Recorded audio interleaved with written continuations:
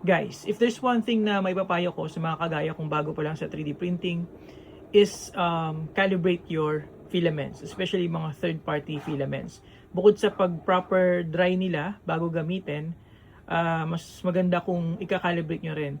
Kahit na yung sa ano lang, yung mga basic calibration lang like flow dynamics or flow rate, yung mga built-in lang sa mga Bambolab printers or kung anumang brand na meron kayo, i-calibrate nyo kasi based from my experience, pwede mo rin naman gamitin yung yung generic profile. For the most part, it works. Kaya lang minsan may reliability issue eh. Minsan may mga prints na hindi talaga nagsasucceed. Either hindi dumidikit ng tama yung initial layer or nagbablobs or hindi maganda yung quality ng print especially sa mga layers. Naranasan ko kasi yun sa mga murang filaments. Now, tinry ko mag-calibrate ng flow dynamics and flow rate. And after that, halos lahat ng mga piniprint ko ngayon is mataas na yung success rate. Okay? So, syempre, kung Bambolab ang gagamitin yung filament, hindi nyo na kailangan gawin yun kasi may mga built-in profiles na mga printers natin. Pero for third-party filament, especially yung mga mura talaga, medyo sensitive sila sa temperature, sensitive sila sa speed and everything. Maganda talaga na i-calibrate nyo. For example, itong Dowel 3D. Nung una, ginamit ko yan, lagi ako nagkakaroon ng problem in terms of layer adhesion tsaka bed adhesion, pati yung mga blobs niya.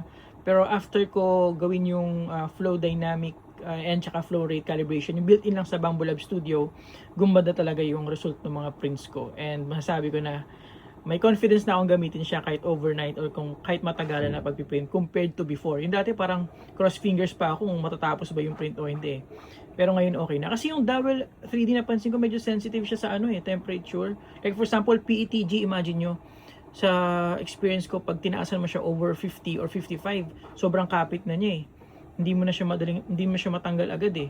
So, nilagay ko na siya sa 40 to 45, which is yung lower end ng spectrum niya sa kanyang specifications, and okay na din siya. 'Di ba? Tapos inayos ko din yung flow ratio, and then yun, okay na.